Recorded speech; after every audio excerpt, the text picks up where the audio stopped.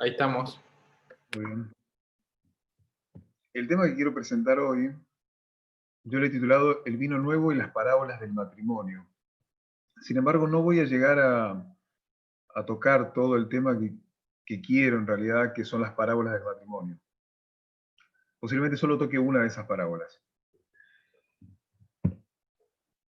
El tema este está conectado con otros dos temas que he presentado. Uno fue la semana pasada acerca de por qué no podemos ver la gloria de Dios, que voy a explicar un poco de ese tema por si alguno no escuchó, y también el tema que di el sábado pasado, no, el sábado 10, no, el sábado 14, fue hace 10 días, en el Ministerio Nave acerca de las bodas de Caná. Pero quisiera hacer un pantallazo por una idea que quiero presentar. Hace aproximadamente 4 meses, yo presenté un tema para el Ministerio Librinho de Brasil, un sábado a la mañana. Y hubo una hermana que es médica, que hizo una afirmación y que la hizo en repetidas ocasiones sobre el tema de la homosexualidad. Ella dijo que nosotros íbamos a encontrar respuestas hacia el tema de la homosexualidad estudiando el tema de la genética. En otras palabras, era la biología la que nos iba a contestar nuestras dudas sobre si en el reino de Dios es aceptada la homosexualidad o no. En su momento lo consideré como algo metodológicamente incorrecto, ya que nosotros debemos usar la metodología de parábolas para poder explicar cualquier luz que podamos llegar a tener. Y la genética yo no la entiendo como una regla hermenéutica, como una herramienta hermenéutica. Porque nosotros primero tenemos que ir a la Biblia y luego ir a la biología y no de la biología a la Biblia. Esa es la lógica que tenía en ese momento. Ahora, ¿es correcto eso? ¿Podemos ir a la biología para abordar la Biblia? Ahora, ¿qué pasa cuando la Biblia es la inspiración la que nos está llevando al estudio de la fisiología humana? ¿Qué sucede cuando la parábola que encontramos, que es una parábola que nos requiere comprender, donde lo natural es el cuerpo humano? Si así fuera, no tendríamos opción, tendríamos que estudiar el cuerpo humano para poder entender qué es lo natural, para poder entender lo espiritual. Estábamos hablando con Emma, que él me decía que desde hace tiempo él pensaba que el estudio sobre el cuerpo humano debería a nosotros darnos información acerca de quién es Dios. Y es bueno, me alegra que acá hay varias personas que se dedican al área de la salud, que saben muchísimo más que yo, así que me viene súper bien. Y es verdad, porque la naturaleza es parte de la revelación de Dios. Y no solo el cuerpo humano, sino toda la naturaleza es un libro de texto, en el cual podemos encontrar rayos de luz acerca de quién es Él. Y en todo periodo de la historia hubieron personas que fueron comprendiendo diferentes partes de la creación y han quedado maravillados, maravilladas por la gloria de Dios encontrada allí en la naturaleza. Sin embargo, la pregunta que a nosotros nos importa es en qué momento la comprensión de cierta información de la naturaleza se vuelve proféticamente relevante para nosotros. Por ejemplo, yo trabajo en una floresta y estoy continuamente en contacto con la naturaleza. Y en la observación, a los pajaritos, a las plantas, en lo que es la poda, uno va viendo rasgos del creador. Sin embargo, la pregunta vuelve a ser la misma. ¿Cuándo esa información se vuelve relevante proféticamente hablando? Por ejemplo, el tema de la agricultura, de repente se volvió proféticamente relevante el proceso de cómo una planta crece. Se volvió relevante que entendamos el trabajo que realiza un agricultor del siglo I en Israel. Se volvió relevante entender que no podemos sembrar antes de haber arado, de que la lluvia tardía sirve para madurar el fruto, de que no puede haber lluvia en la cosecha porque destruye la cosecha. De repente esa información se volvió proféticamente relevante. Entonces, la pregunta que me hago es, ¿cómo yo sé que aquella información, aquella cosa de la naturaleza se vuelve proféticamente relevante? La respuesta que encuentro es simple. Y es simplemente porque la línea profética nos señala que es relevante. El conjunto de líneas de reforma que nos van dando luz sobre nuestra línea de reforma son las que nos van diciendo qué cosa se vuelve relevante y cuál cosa no es relevante. ¿Sí? Y quiero ampliar esta idea. Hay ciertas historias que nosotros debemos darle mayor relevancia en ciertos momentos que a otras. Y esas son las historias que están directamente relacionadas con nuestra dispensación, que es la dispensación en la que vivimos. Ahora pregunto, ¿por qué es importante que estudiemos las historias que están relacionadas con nuestra dispensación?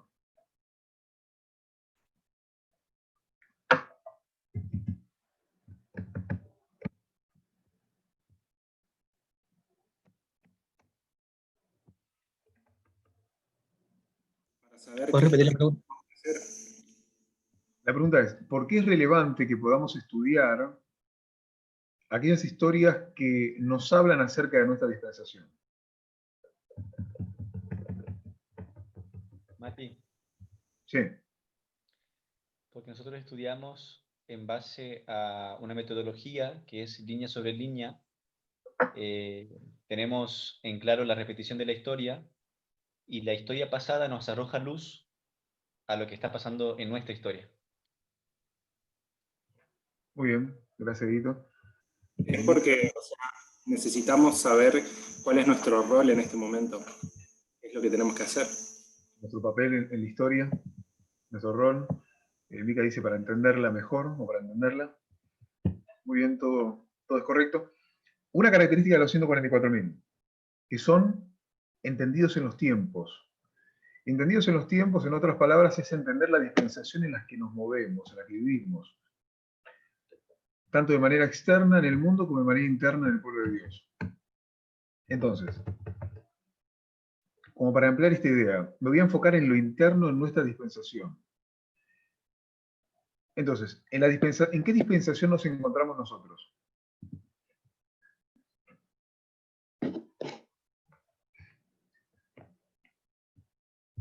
El aposento alto. Muy bien. Más, ¿qué dispensación? Ahí Mica dice cosecha. ¿Cómo llegar a la conclusión de la cosecha, Mica? En el fractal, con el método de agricultura, nosotros estamos en la cosecha porque ya pasamos racia, que era nuestra puerta. No escuché. Que pasamos Rafa y la cosecha, puede ser algo así. Que en nuestro fractal, con el método de agricultura, nosotros estamos en el periodo de cosecha, ya pasamos rafia, que era el cierre de puerta, y entre cierre de puerta y segunda avenida en parábola está la cosecha en la línea de los 144.000. Muy bien. Correcto. Entonces, estás hablando de la línea del fractal de los sacerdotes. Que es el momento en el que nos encontramos. Fue la pregunta específica. Ahora, una respuesta también podría ser depende. Depende de qué línea queramos hacer. Si agarramos la de los sacerdotes es cosecha. Si agarramos la de los levitas es lluvia tardía. Si agarramos la de los netineos es lluvia temprana. Entonces depende de la estructura que queramos hacer. Pero si queremos ser más específicos, ahí sí nos vamos, creo que fue Graciela que habló del aposento alto. El aposento alto es una experiencia que se vive en una de las líneas. Pero para hablando de manera general, la experiencia es la experiencia de la formalización de un mensaje, que en otra línea se puede entender como Exeter. Entonces, ¿qué debo hacer yo si quiero entender este Exeter? ¿A dónde voy? Voy a la formalización del mensaje de otras líneas de reforma.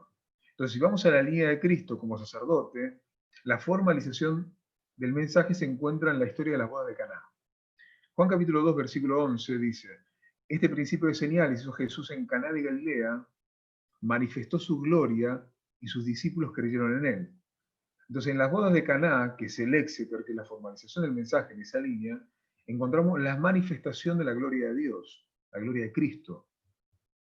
Una manifestación que los preparó para la manifestación más extensa y máxima o mayor que recibieron en la purificación, en la primera purificación del templo. Y esa manifestación de la gloria de Cristo en la primera purificación fue tan grande que los judíos no pudieron soportarla. No la pudieron resistir. La dirigencia del santuario salió huyendo ante el semejante resplandor de la divinidad de Cristo.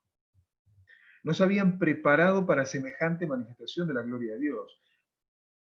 Por esa razón, yo la semana pasada toqué el tema acerca de por qué no podemos ver el rostro de Dios. Y hice referencia a la historia del pueblo de Israel, en el periodo del Israel antiguo, con Moisés, cuando Moisés pide a Dios ver su rostro. Y la pregunta es, ¿qué misterio hay en el rostro de Dios? ¿Qué significa esto del rostro de Dios? Entendemos que el rostro de Dios es lo literal, pero no está hablando de algo espiritual. El rostro de Dios es la manifestación de la gloria de Dios. Y la gloria de Dios es quien es Él. Es una revelación, es un conocimiento acerca de Él. Es una luz. Pero como ellos son una línea de falla, nosotros encontramos que Moisés no puede ver el rostro de Dios. Y el pueblo de Israel ni siquiera puede ver el rostro de Moisés iluminado. Sin embargo, nuestra historia no es una historia de falla, sino es una historia de éxito. Y en esta historia, el Israel moderno sí va a ver el rostro de Dios.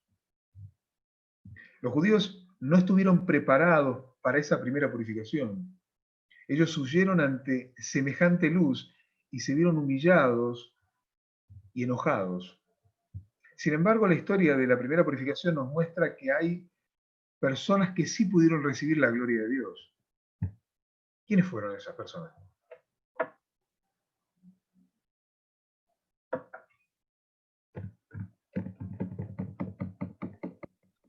Enoc. En la primera purificación del templo, ¿quiénes fueron las personas que pudieron resistir la manifestación de la gloria de Dios, de Cristo en aquel momento?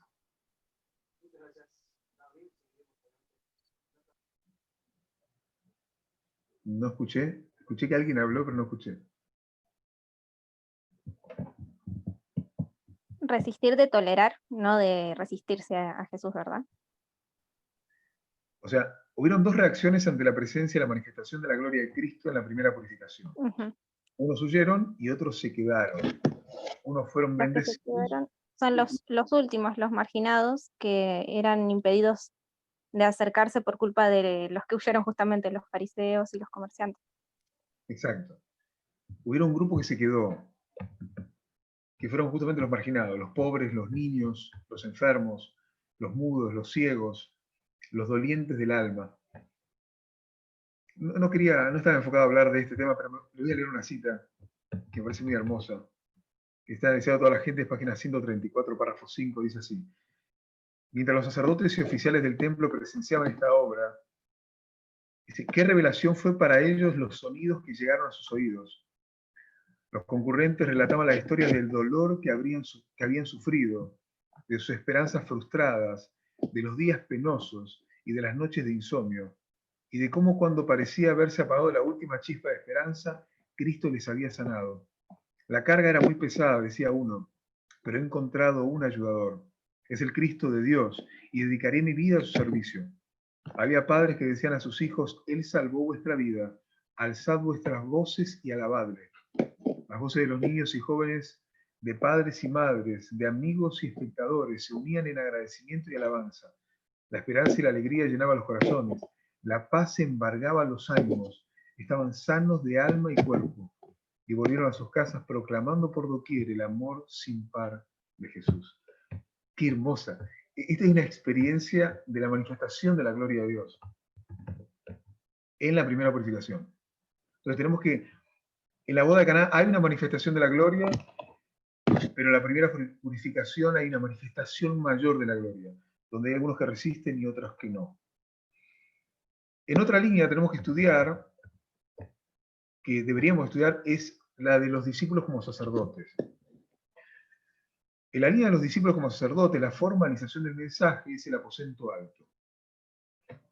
Experiencia que los preparó para el Pentecostés. La unidad de la verdad y en la organización es un tema que se hace visible en este periodo de la historia. Asimismo, si queremos entender la formalización del mensaje de una dispensación, tenemos que entender la formalización del mensaje de la dispensación anterior. Entonces, ¿Cuál fue la formalización del mensaje en la dispensación anterior, la de la lluvia tardía en la línea de los discípulos?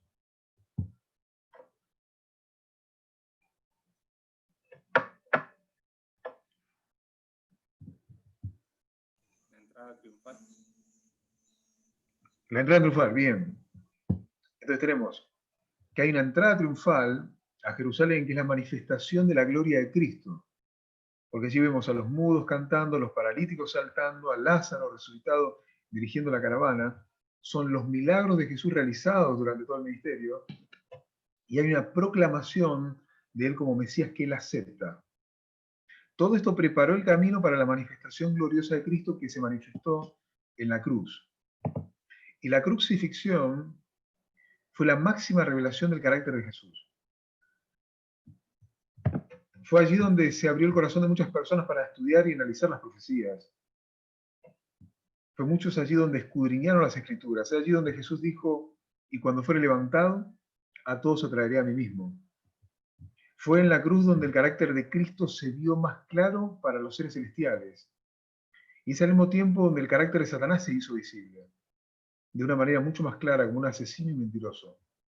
Entonces, cuando el carácter de Dios se hace más visible, por contraste el carácter de Satanás también se hace más visible. Y cuando el carácter de Satanás se hace más claro, por contraste el carácter de Dios se hace más claro.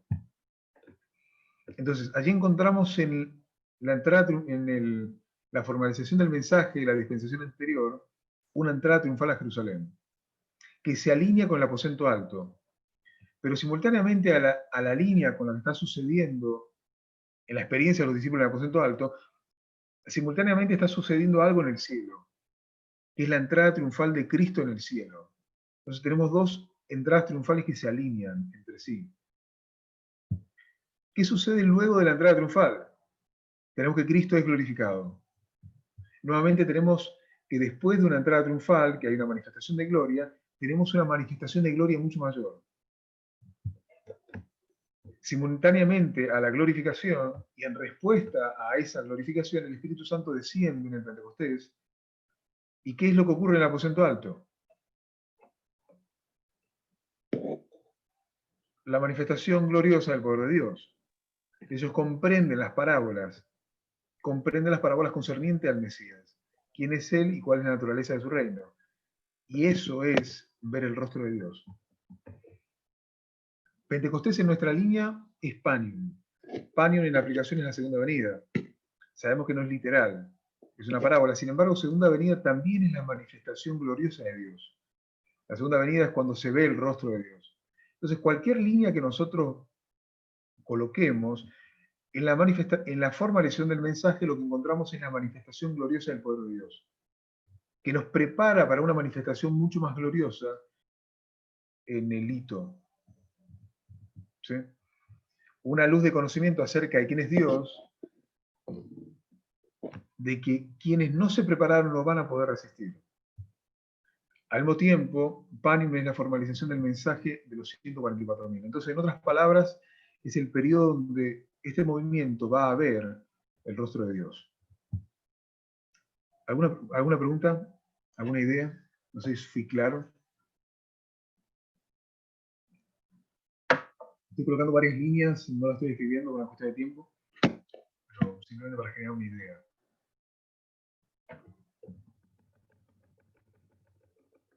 Esas son historias de las cuales nosotros tenemos que estudiar porque forman parte de nuestra dispensación, para entender quiénes somos y qué es la parte que nos toca.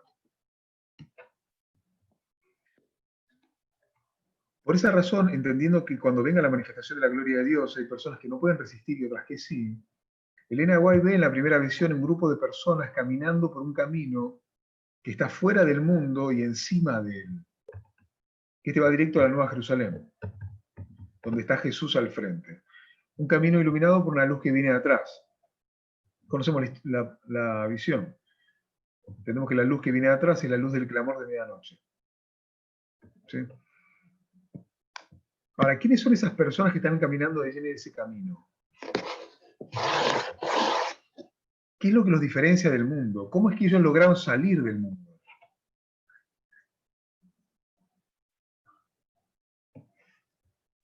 Son los que resistieron o pudieron ver la gloria de Dios. ¿Y cómo es eso? Aceptaron el mensaje. ¿Cuál mensaje? El mensaje que les pedía dejar el lugar donde estaban. ¿El santuario? Ella habla de que es el pueblo adventista que va guiado por el clamor de medianoche. Muy bien. Quiero sugerir que la idea principal es el clamor de medianoche, que es el mensaje, que es lo que nos separa del mundo. Fue el clamor de medianoche lo que nos separó a nosotros de las ideas preconcebidas de la Odisea y del protestantismo conservador. Entonces, cuando nosotros salimos de la luz del clamor de medianoche, ¿dónde vamos? Caemos a la Odisea. Y la Odisea, en este caso, cuando vemos la visión, es caer en el mundo oscuro y perverso. No hay salida, no hay salvación, a menos que caminemos a la luz del clamor de medianoche. ¿Sí? ¿Tiene sentido lo que estoy diciendo? Sí. Ahora, en la visión encontramos que hay personas que no pueden resistir esta experiencia. Entonces comienzan a poner en duda aquella luz por la cual ellos venían caminando, porque en un momento creyeron, por algo estaban en el camino, pero en un momento ellos dicen, no, esta no puede ser luz de Dios. Ellos comienzan a dudar la experiencia de ese clamor de medianoche. Entonces, la pregunta es, ¿por qué estas personas comienzan a dudar del clamor de medianoche?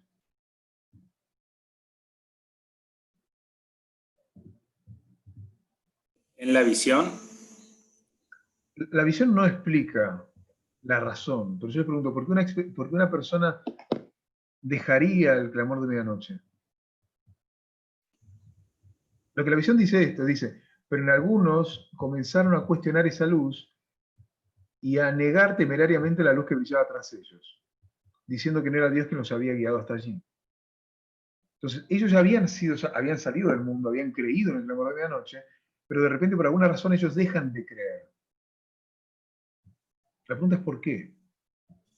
yo ahí es lo que estaba pensando, Mati, que no sé si ellos dejaron el mundo por el clamor de medianoche, quizás es parte, pero lo que sí pienso es que empezaron a cuestionar esa luz, porque justamente dicen que no creían que Dios los hubiese traído hasta aquí, que no haya, o sea, no creían que había sido Dios, por ende te da la idea como que el cambio que tuvieron que hacer fue tan grande que era imposible que, para ellos, ¿no?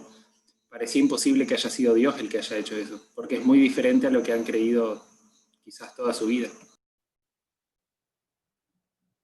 Es esa la idea que quiero llevar, que de repente el mensaje se va volviendo de una manera muy diferente a como nosotros teníamos planeado. Y eso duele, porque es la idea de que Dios es muy distinto a lo que yo creía. Es empezar a comprender que la manera en la cual yo creía que Dios respondía estaba errada, pero que Dios por alguna razón toleró la ignorancia, mi ignorancia, pero llega un momento donde esa ignorancia ya no es más tolerada y exige cambios, exige abandono de cosas. Sin embargo, la gloria de Dios no puede ser soportada por todo el mundo, a menos que haya una preparación. Judas no resiste la tentación no resiste la luz, no la tentación. Era demasiada luz para él. ¿Y qué le pasó? Cayó a un mundo pervertido y perverso, cayó a la falsa teología de la Odisea de aquel tiempo. En otras palabras, entregó su corazón a Satanás. Eso es lo que significa. Entonces la pregunta es, ¿estamos listos para ver el rostro de Dios? ¿Estamos listos para ver la manifestación de la gloria de Dios que está pronta a suceder? ¿Que nos va a revelar acerca de quién es Él? Entonces, lo que hicimos fue, fuimos a historias específicas de las que la dispensación nos señala que nosotros debemos estudiar. Y eso de por sí ya es un regalo que Dios nos está haciendo. Si nosotros salimos de Egipto, nos encontramos los costados de las montañas, atrás el ejército egipcio y enfrente el Mar Rojo. La pregunta es qué hacemos y a dónde vamos. Y Dios nos está diciendo a dónde. Nos dice, es el mar. Tienen que cruzar. es el dónde, y el dónde es importante. Y en la dispensación Dios no está señalando historias a las cuales nosotros debemos ir, es el dónde. Cuando encontramos las historias, lo que tenemos que hacer es utilizar las 7 reglas hermenéuticas, que fue las que Parminder nos enseñó. De esa manera podemos entender la interpretación original, entender qué es lo que el autor quiso decir, y luego cuando entendemos eso podemos seguir con la metodología de parábolas y poder hacer una aplicación. ¿Sí? Mati, Sí. una pregunta. En el clamor de medianoche, que es, como dice, una luz progresiva, hablando del tema de este escrito de la visión de Elena White, ella está hablando después de 1844, o sea, que es después que entienden el santuario el sábado, o es por el mensaje de Samuel Snow. ¿Cuándo fue dado el clamor de medianoche? El 15 de agosto. Ok, entonces estamos hablando del periodo anterior al 22 de octubre. Sí. Encontramos que el clamor de medianoche tiene una estructura. Boston, Concord y Exeter. Y eso nos lleva a un cierre de puerta de gracia. Entonces encontramos Boston, Concord y Exeter, que es medianoche. Luego tenemos Concord, clamor de medianoche y un cierre de puerta de gracia. Entonces, esa estructura encontramos que se repite en cada dispensación. Entonces nosotros vemos esa estructura repetida en cada dispensación en todas las líneas de reforma. Por otra parte, nuestro clamor de medianoche es un clamor de medianoche diferente, que se amplía, y es ampliado a lo que se dio en aquella línea de reforma. Pero como ellos son de falla, nosotros somos de éxito, pero en nuestra línea de reforma, el clamor de medianoche es el tema de la igualdad. No sé si respondo a la pregunta. Claro, lo que quería entender es que ella está hablando para digamos, la línea de 1863, o está hablando para, me imagino que es eso, ¿no? O sea, el clamor que ellos tenían que haber seguido era hasta la segunda avenida, que era de 1863. Es lo que debería haber sido. Sin embargo, una de las cosas que vimos con Tess en uno de los últimos temas, es que ellos ya habían fallado antes del 22 de octubre. Ellos ya deberían haber encontrado el tema del santuario antes del 22 de octubre. Sin embargo, lo encontraron después. Eso ya demuestra una falla. Y lo que caracteriza el éxito de nuestra línea es que nosotros encontramos la igualdad antes del cierre de Puerta de Gracia. Si lo hubiéramos encontrado después hubiera sido, bueno, algo que no debería haber pasado. Pero sí, en la aplicación original son ellos, pero se cumple en esta última generación. Ya, gracias. Gracias. Entonces, una de las cosas con las que yo había hablado al comienzo es el tema del cuerpo humano. No sé si se acuerdan, al comienzo comencé a hablar de eso. ¿Cómo es que el estudio del cuerpo humano se vuelve relevante proféticamente? Quiero sugerir que ese estudio del cuerpo humano se vuelve relevante cuando estudiamos el matrimonio. Pero la pregunta es, ¿cómo es que de repente el tema del matrimonio se vuelve relevante en esta dispensación? Porque estuvimos estudiando varias cosas. ¿Cómo es que ahora el matrimonio es relevante? ¿Cuál es el link que hacemos?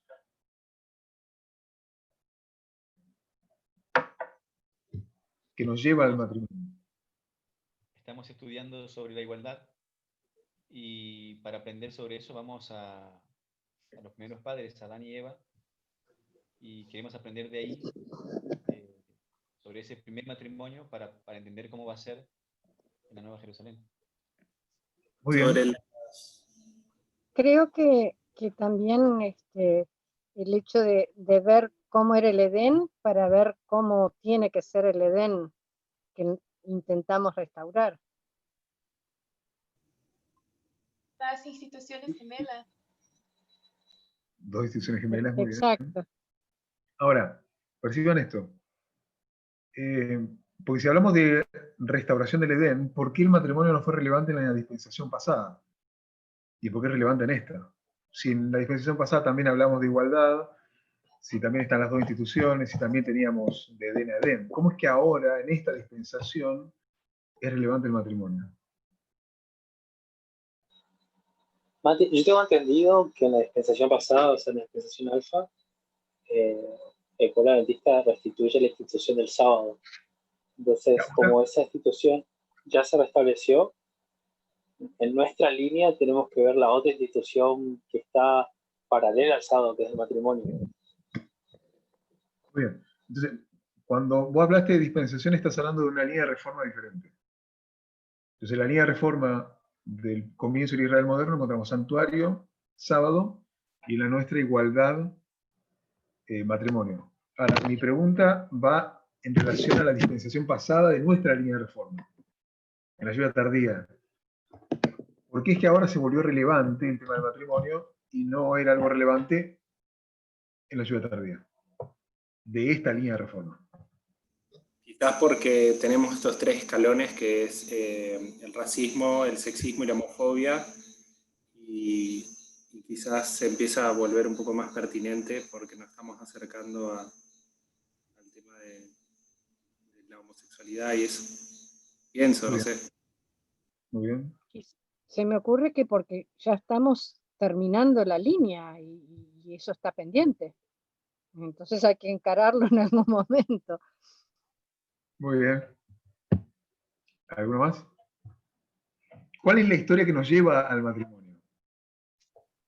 Mati, también podría ser porque, por ejemplo, el mensaje del sábado en la historia millerista hizo parte del tercer ángel, del tercer mensaje.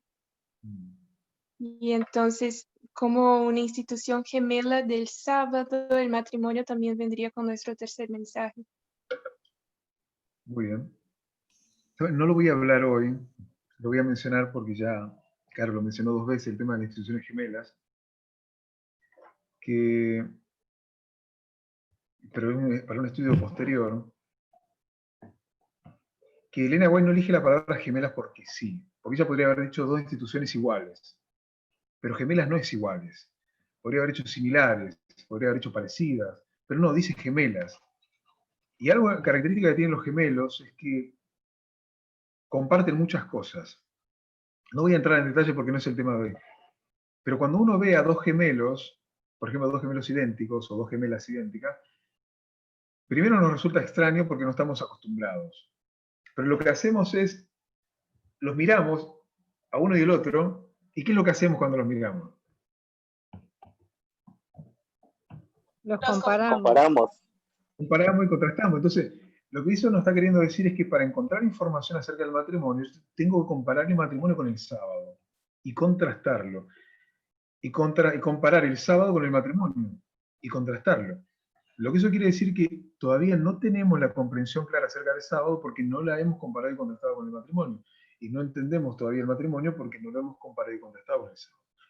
Es un estudio que bueno, en algún momento, no lo presentaré yo, lo presentará otro, pero me parece muy interesante. Lo voy a dejar acá. Entonces, uno de los links que yo encuentro que nos lleva al tema del matrimonio es la boda de Caná. Gente, se olvidaron de la boda de Caná, es una boda. Entonces, Lo iba a decir, pero justo empezando a predicar. ahí no sé, Mati, a ver qué puso. Fuego. Ok, bien, ok. Bueno, y eso es parte también de la naturaleza de la biología, entender el tema de los mellizos, de los gemelos. Yo creo que podemos poder encontrar varias cosas así. Inclusive cuando hablamos de los cromosomas, que cuando se unen los cromosomas encontramos el número 46. Es interesante. Bueno, lo voy a dejar ahí. Entonces vamos al tema de la boda de Caná. Hay un principio de señales que Jesús realiza allí, una manifestación de la gloria de Dios, de Jesús. Y Elena White dice, en Caná Jesús da de beber una copa de bendición. Y esa bendición había de santificar las relaciones humanas. Esta bendición afecta directamente la relación humana. Entonces deberíamos ver algo que tenga que ver con relación humana. Tenemos la historia de un vino viejo que fue una bendición por muchos días, que duró la fiesta, pero llegando al final de la boda, en el fin, en el momento cúlmine, en la finalización, ese vino viejo ya no sirve más. Ya no es una bendición por la sencilla razón de que ya no existe. El nuevo vino es dado en el tiempo justo que es dado, que debe ser dado. Y eso es cuando el vino viejo llega a su final y cumple su función. El vino nuevo no es dado cuando el viejo vino se está terminando, sino cuando el vino viejo ya terminó. No vino viejo y vino nuevo no conviven juntos. De la misma manera, cuando nosotros vemos la historia de los discípulos, entendemos que ellos tuvieron que dejar muchas cosas para seguir a Jesús. No les costó poco, tuvieron que dejar familia, tuvieron que dejar trabajo, tuvieron que dejar sueños, planes, etcétera, dinero. También María, que estuvo en la fiesta, es alguien que tuvo que dejar muchísimo por el proyecto Jesús. Y cuando José muere, ella prácticamente se queda sola con sus esperanzas y temores. Entonces, en la forma encontramos que tanto los discípulos como María habían abandonado todo por el propósito de Dios. Sin embargo, ahora en las bodas de Caná encontramos que es la formalización del mensaje para ellos. Y ellos iban a ser probados aún más. Ya no en la forma, sino en el espíritu, en el carácter, porque no alcanza solo con la forma. Desde ahora se va a comprobar si ellos están dispuestos o no a abandonarlo todo por Jesús. Se va a comprobar si están dispuestos a tomar del buen vino. El tema es que para recibir el buen vino, para disfrutar de ese vino, tenemos que reconocer que el vino viejo ya no funciona, que ya cumplió su función, porque no podemos tomar el viejo vino y el vino nuevo simultáneamente, porque el vino nuevo es entregado solamente al final. Entonces este milagro de las bodas de Caná se convierte en una parábola. Jesús les quiere enseñar a través de las cosas naturales verdades espirituales.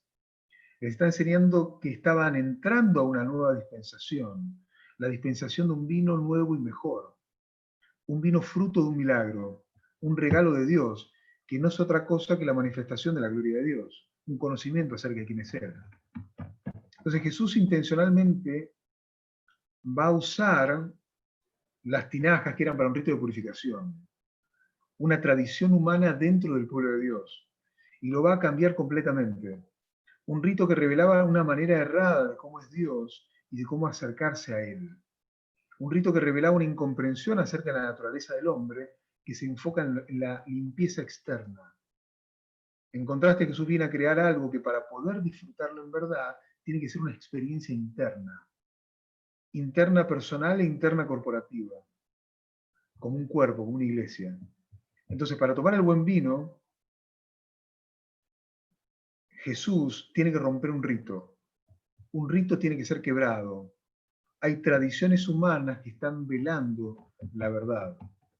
Estas tradiciones, dentro del pueblo de Dios, el Nahua lo explica muy bien, son ideas acerca de Dios y del ser humano que deben ser eliminadas.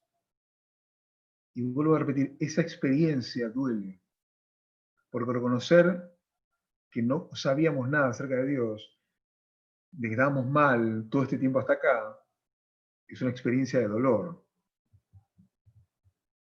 Pero son ritos que tienen que ser quitados, son tradiciones que deben ser eliminadas. Y otra cosa que tienen los ritos es que las personas que viven cuestiones ritualistas llegan a creerse que son más santos y separados que los demás. Y eso los aleja de las personas. El Nahua dice que estos ritos separaban a los judíos de los judíos, separaban a los judíos de las personas de otras naciones. Sin embargo, Dios ahora viene a romper con la tradición, viene a romper con este rito, y Él lo que viene a hacer es a unir a las personas. Entonces vuelvo a repetir lo que dije hace un tiempo, hace unos minutos. Dios soportó durante mucho tiempo nuestro desconocimiento e ignorancia, pero está llegando el tiempo de la manifestación de la gloria de Dios, donde esa ignorancia ya no va a ser aceptada. ¿Alguna pregunta? ¿Comentario? ¿Algún aporte? No sé si te desvía mucho, pero a mí me gustaría entender con claridad cuáles son las cosas equivocadas que teníamos con respecto a cómo es Dios, o sea, qué es lo que nos tenemos que sacar, porque no tengo esa claridad de decir, bueno, esto pensaba y está equivocado, y esto pensaba y está equivocado. No he llegado todavía a esa claridad. El clamor de medianoche. ¿Cómo nosotros veíamos la realidad antes del clamor de medianoche? ¿Cómo lo podríamos haber visto? ¿Cómo el adventismo ve la realidad del mundo hoy? Y nosotros estamos viendo con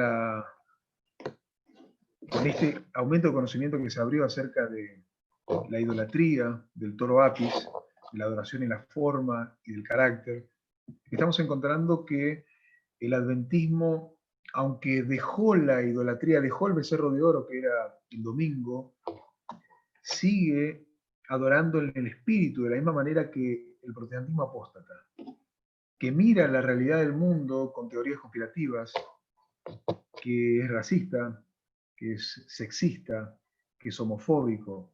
Entonces, estas ideas de nuestra comprensión acerca del ser humano nos hablan acerca de quién es Dios, porque perciban esto.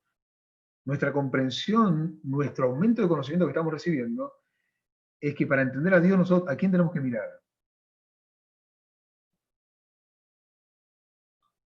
Al hombre. Al hombre. Al hombre, al ser humano. Entonces, si yo tengo una idea racista, si tengo una idea sexista, si tengo una idea homofóbica, mi comprensión del ser humano está errada. Entonces Dios tiene que purificar esa visión del ser humano para que yo pueda mirar a las personas tal como Jesús las ve. Entonces cuando yo logro ver a las personas tal como Jesús las ve, puedo lograr comprender acerca de quién es Él. Entonces, de a poco Dios nos está dando vislumbres acerca de la manifestación de la gloria. Ahora estamos bien, entendemos una cosa, el aumento de conocimiento nos dijo, hay una idolatría de la cual tenemos que salir. Porque para hacer un llamado a salir de Babilonia, salir de la visión del protestantismo apóstata, nosotros tenemos que salir primero. Entonces, ¿qué entendimos? Tenemos que mirar al hombre. En la criatura nosotros vamos a poder ver al Creador. Y esas son luces que vamos viendo y que se van a ir ampliando ahora en esta puerta que se va a abrir, que ya lo vamos a ir viendo. ¿Sí? Y ahora quiero ir a una sola parábola para cubrir por lo menos con el título que dije iba a hablar acerca de una de las parábolas de matrimonio, que es algo bien conocido por algunos, quizás no por todos, pero aún así es sumamente rico. Para mí ha sido una de las verdades más hermosas que he encontrado este año. Que no lo encontré yo, pero que lo presentó Parminder y para mí ha sido un regalo de Dios, que es el tema de la contraparte. ¿Sí? Entonces, vamos ahora. Entonces, el Nahuay habla acerca de esta conexión entre las dos instituciones sábado de matrimonio, instituciones gemelas. Entonces, eso nos lleva a nosotros a estudiar el Edén. Y quiero sugerir que el estudio de Génesis 2, nosotros encontramos 3 parábolas allí. La primera es la contraparte, que es la única que voy a presentar hoy. La segunda es el tema de los animales. Y la tercera es la de las costillas. Y créanme que el tema de las costillas para mí es luz, gente. Pero bueno, no voy a llegar a tocar hoy. Vamos al tema de la contraparte. Pero invito a que puedan estudiar eso. La costilla es una parábola y hay mucha luz ahí. Entonces, no sé si tengo acá una cita.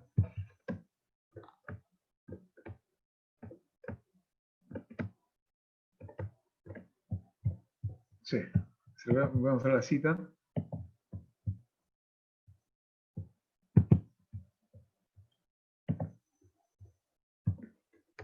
¿Pueden ver la cita ahí que dice la vida de Cristo? Sí.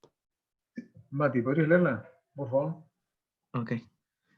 La vida de Cristo debe ser revelada en la humanidad. El hombre fue el acto de coronación de la creación de Dios, hecho a imagen de Dios y diseñado para ser una contraparte de Dios. Perdón. Pero Satanás ha trabajado para borrar la imagen de Dios en el hombre y para imprimir sobre él su propia imagen. El hombre es muy querido por Dios porque fue formado a su propia imagen. Entonces, allí nos dice que el hombre fue diseñado para ser contraparte de Dios. Aquí se presenta esta idea de una imagen, creado a la imagen de Dios. También nos habla de una semejanza, y cuando nosotros encontramos la palabra semejante, inmediatamente esto nos lleva a hacer un link con el concepto de parábola. Jesús decía, el reino de los cielos es semejante a, y lo comparaba. El tema de contraparte, en esa expresión lo que está queriendo decir es alguien que corresponde. No es igual, es similar, es equivalente, pero es diferente. La parte correspondiente es la parte que se conecta con el objeto, la persona que tiene delante. Por ejemplo, un bolígrafo y una tapa. Se corresponden y se completan cuando están juntos. Llegan a la perfección. El propósito solo se entiende cuando están juntos. No puedes ver el propósito estando separados. Entonces, quiero que me acompañen en la idea de la creación. En el proceso de la creación encontramos que Dios habla. Dice, y sea la luz, y fue la luz. Él ordena y las cosas son. Y ahora, en la creación del hombre, Él dice, hagamos a nuestra imagen conforme a nuestra semejanza. Y Él usa, hay una expresión en el texto, cuando Moisés escribe, porque usa la palabra Dios, que es en hebreo es Elohim, que es el plural de Dios, Dios dioses. Hagamos en plural, pero dice dijo en singular. Entonces, en esos textos encontramos la pluralidad y la singularidad de Dios dioses. Entonces, lo que encontramos allí es la Trinidad en una conversación entre sí.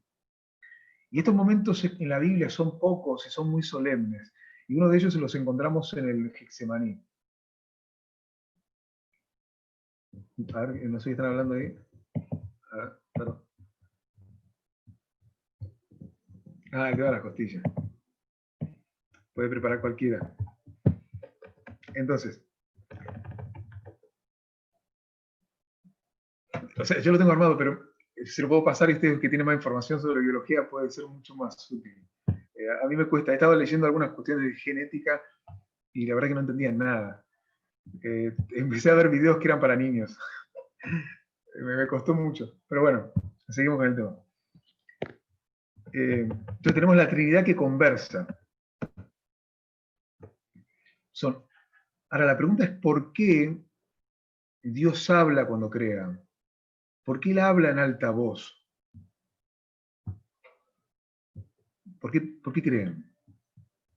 ¿Por qué Dios simplemente pensó y las cosas se hicieron? ¿Por qué tenía que decirlo? Creo que habías comentado cuando diste este tema que él quería que alguien lo escuchara.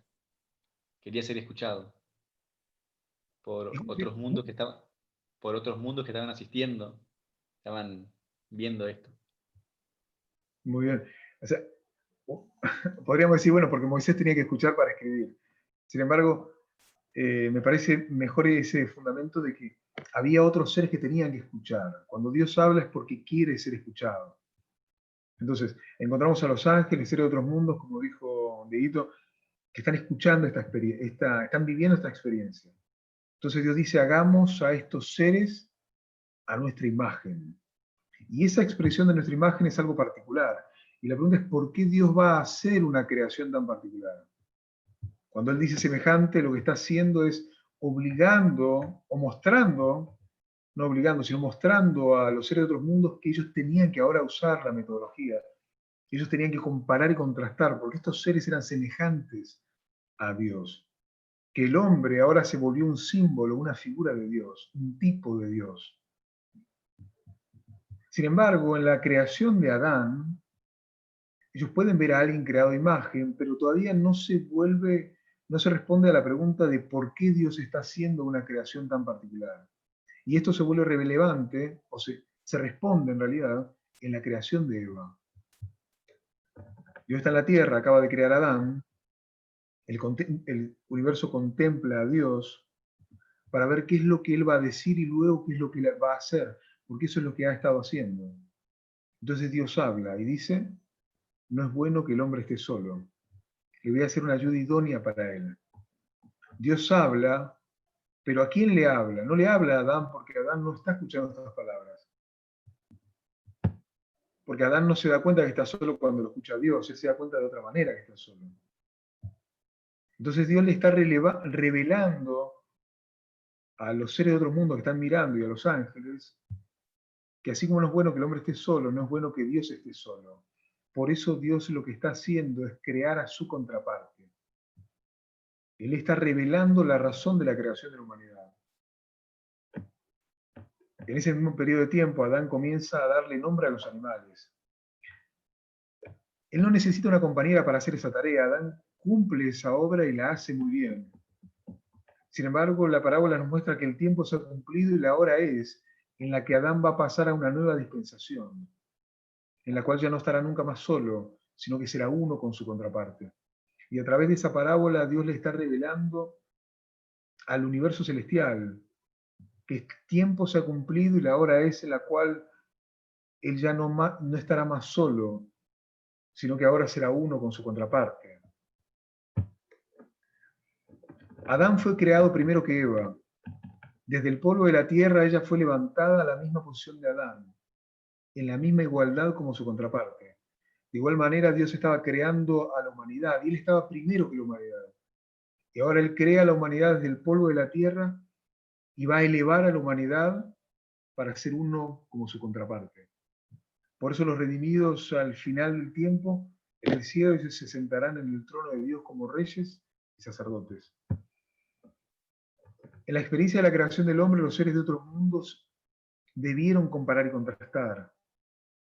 Ahora Dios representaba a Adán y ahora él crea a la mujer para que ellos puedan repetir y ampliar y comparar y contrastar. Al mismo tiempo, Adán no había escuchado las palabras de que no era bueno que él esté solo. A él no se le reveló a través de sueños, ni a través de visión, ni de visita de ángel, ni tampoco escuchó ninguna voz de que él tenía un faltante desde que fue creado, de que tenía la necesidad de una contraparte. Él no lo sabía. Ese faltante se le revela a través de la metodología parábolas. Él tuvo que comparar y contrastar. Mirar los animales que iban en pareja, comparó y contrastó. Allí reconoció que no había alguien de la misma naturaleza que él. No había ninguno que fuera carne de su carne y hueso de su hueso. Y eso se reveló en él una carencia, un faltante. Y ese momento de la carencia es un momento sublime, porque es el momento donde Dios está abriendo su corazón ante el universo, mostrando su necesidad, revelando su carencia y se mostró en su soledad. En ese acto se revela que Dios confió en los seres celestiales, de que ellos iban a poder valorar las profundidades de su amor, de que ellos iban a poder valorar la creación tan particular que Dios estaba haciendo. Entonces, en esta parábola, encontramos que el ser humano se convierte en un reflejo de Dios. Entonces, si el universo quiere saber quién es Dios, ¿a quién tiene que mirar?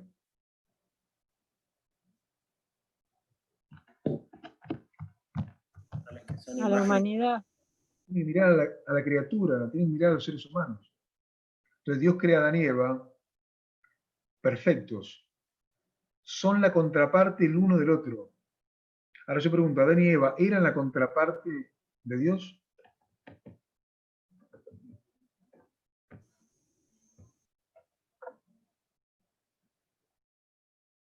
Pregunto, ¿nosotros somos la contraparte de Dios?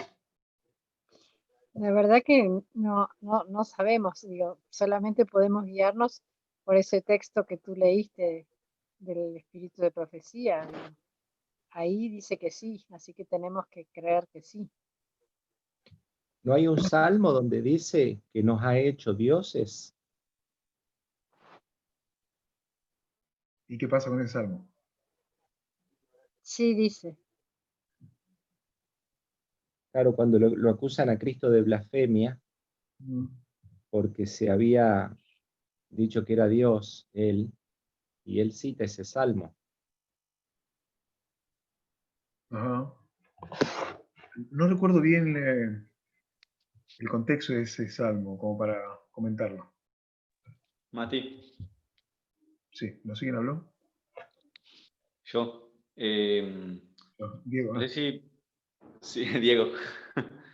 Si nosotros estudiamos con la metodología de parábolas y el ser humano, el hombre, es a la imagen de Dios, nosotros, a través de nosotros, natural, Dios enseña al universo algo espiritual.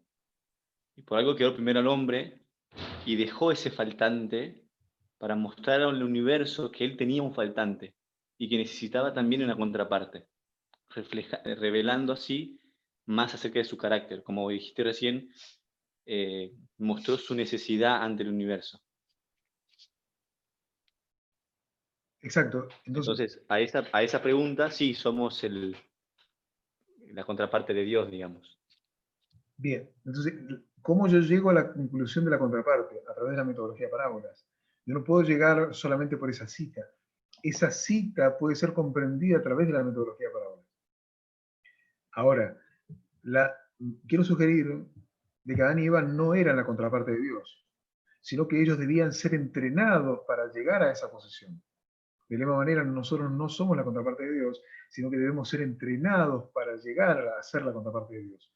Y la contraparte de Dios es tener la misma naturaleza de Dios, que la que dice la cita. Allí es donde entra Lucifer. Lucifer, ese era el trabajo de Lucifer, elevar a la humanidad. Pero él falla en esta prueba. Cristo mismo asume la responsabilidad personal de hacer este trabajo. Es como si Dios le hubiera dicho a Lucifer, tú vas a aprender de mí en la medida que ellos crecen. Tú vas a enseñarle a Adán y Eva todo lo que sabes acerca de mí. Y esa iba a ser la más grande bendición para Lucifer. Sin embargo, él lo ve como una maldición. Por eso ese plan no funciona y él se convierte en Satanás. Entonces, la idea era que Adán se parase en los hombros de Lucifer, Adán lo levantara a él para que pudiera llegar al nivel de ser la contraparte de Dios. Sin embargo, eso no pasa. Lucifer falla. Entonces Dios usa otro mecanismo para enseñar la contraparte. ¿Qué hace Dios? Dios crea a Eva. Para que entiendan cómo ser la contraparte de Dios, ahora ellos deben aprender del uno sobre el otro. Lucifer no es la contraparte de Dios, por lo tanto no puede enseñar a Adán y a Eva a ser una contraparte. Entonces, ¿qué hace Dios? Va todas las tardes, todas las mañanas, pasa tiempo con Adán y Eva y les va enseñando qué es ser la contraparte. Pero no es solo información intelectual, sino que ahora ellos debían ver un aprendizaje en la experiencia del conocimiento mutuo. Al verse en uno con el otro, aprenderían qué es ser una contraparte. Ellos fueron creados para ser un ejemplo de lo que es ser una contraparte. Entonces, cuando Dios le dijo a Adán que diera nombre a los animales, lo que estaba detrás de ese llamado era que él buscara a su contraparte. No se lo dijo, pero era lo que estaba detrás de ese llamado a darle nombre a los animales. Es como si Dios le dijera al final de la tarea, ¿y encontraste a tu contraparte? Y Adán, en su corazón, ¿qué le responde? Aunque esto no está escrito, pero es como si le dijera, no hay nadie aquí para mí. Entonces Dios de esa manera le está mostrando cómo es que él se siente. Que él se siente solo. Entonces la pregunta es, ¿por qué Dios actúa de esta manera? ¿Por qué él hace eso? Entonces lo que quiero sugerir es que Dios no tenía otra opción. Él tiene que enseñar a través de parábolas. No es que a él le gustaba jugar con los sentimientos nuestros o con los sentimientos de Adán. Pero Dios no tiene una contraparte. Así que tiene que crear a Adán sin Eva. Por eso él crea en dos etapas. Primero a Adán y luego a Eva. Dios crea a Eva luego de una experiencia de dolor. Y de esa manera puede entrar en la experiencia, Adán puede entrar en la experiencia de dolor de Dios. Y es por eso que el proceso de Adán y Eva, es por eso también el pecado de Adán y Eva se vuelve aún más grave, porque ellos saben quiénes son. Bueno, hemos llegado al tiempo, tengo mucho más para decir, pero vamos a dejarlo por acá. ¿Hay alguna pregunta, alguna idea, algún comentario? Solo quiero agregar a lo último que dijiste, Mati, que es algo muy interesante la forma de aprender, que es casi o imposible o muy difícil, o quizás hasta tedioso aprender algo cuando no tenemos la necesidad de aprenderlo. Entonces es muy interesante lo fácil y rápido que puede aprender una persona cualquier cosa cuando tiene esa necesidad. Y yo pienso que Dios nos pone las necesidades para que podamos aprender. Exacto. La parábola nos enseña los faltantes. Por eso cuando comparemos las historias gemelas, vamos a encontrar faltantes también. Esos faltantes son los que no conocemos en realidad, y los que debemos conocer. Mati. Mati, una pregunta. Nico. Una definición rápida que podrías hacer de contraparte para entender la comparación y contraste entre Dios y el hombre y, por ejemplo, Adán y Eva, digamos? Yo tengo acá una definición que sería correspondiente, similar, equivalente. La parte que corresponde a un objeto o a una persona. Y el ejemplo de polígrafo con la tapa, que se corresponden entre sí y cuando están juntos llegan a la perfección. El propósito se cumple solo cuando están juntos. Eso sería el concepto de contraparte. O sea, también de contraparte podemos decir que cumplen funciones diferentes, pero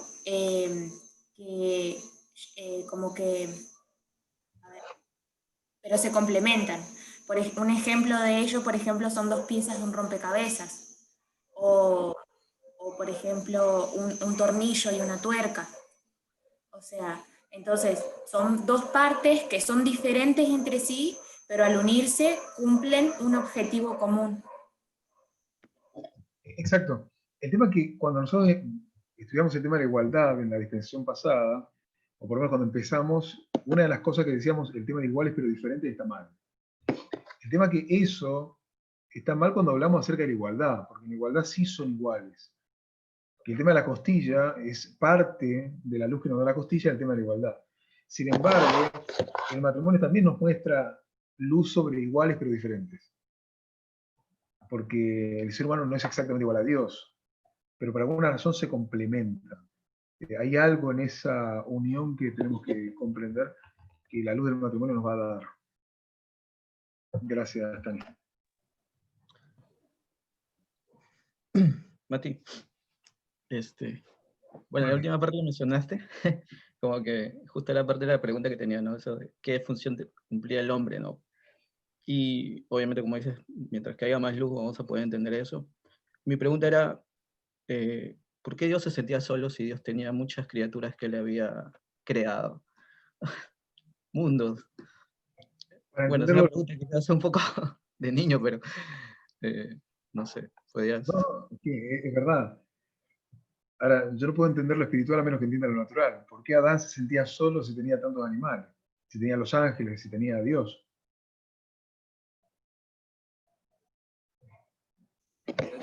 Excelente. Yo creo que no se sintió solo hasta que vio que cada pareja, o sea, que cada animal tenía su contraparte. Claro, ahora Dios sí sabía que él necesitaba una contraparte. Adán no lo sabía, pero cuando lo supo, sintió el faltante. Muy bueno, gracias. ¿Alguno más? Si no, bueno, terminamos con una oración. Oremos. Querido buen Dios, eterno Padre que estás en los cielos, gracias porque nos permitiste poder tomar un tiempo de este día para poder estudiar. Querido Señor, entendemos que en la formalización del mensaje se viene una manifestación de tu gloria que nos va a preparar para una manifestación de una gloria mucho mayor. Tenemos pequeñas vislumbres, tenemos historias que nos enseñan. Ayúdanos, Señor, a poder estudiarlas. Ayúdanos, Señor, a tener ganas de estudiar, a sentirnos motivados para conocerte más. Tú conoces, Señor, cada corazón aquí. Estamos pasando por el periodo de angustia de Jacob. Hay crisis personales, hay crisis emocionales, hay circunstancias externas que también nos sacuden. También experimentamos esta soledad que nos hace pensar y empatizar contigo, con esta experiencia de la creación de una contraparte. Ayúdanos, Señor, también a comprender qué significa ser una contraparte.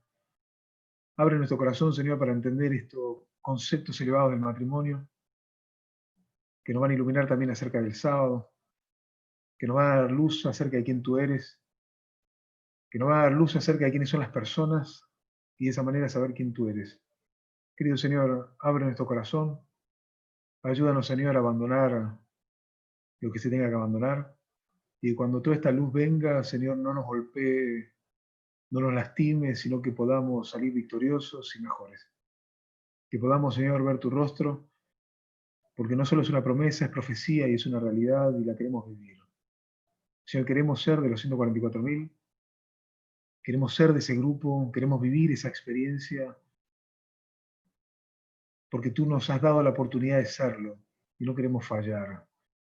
Ayúdanos, Señor, a tener éxito, pero a tener éxito en grande, para que muchas personas más puedan ser salvas en la hora en el que muchos puedan recibir cuando puedan recibir este mensaje, muchos que están dolidos en el alma, muchos están enfermos, con ideas, con un liderazgo cada dañado en la iglesia, puedan recibir este mensaje y puedan ser salvos a través de nuestra obra, a través de la gracia tuya.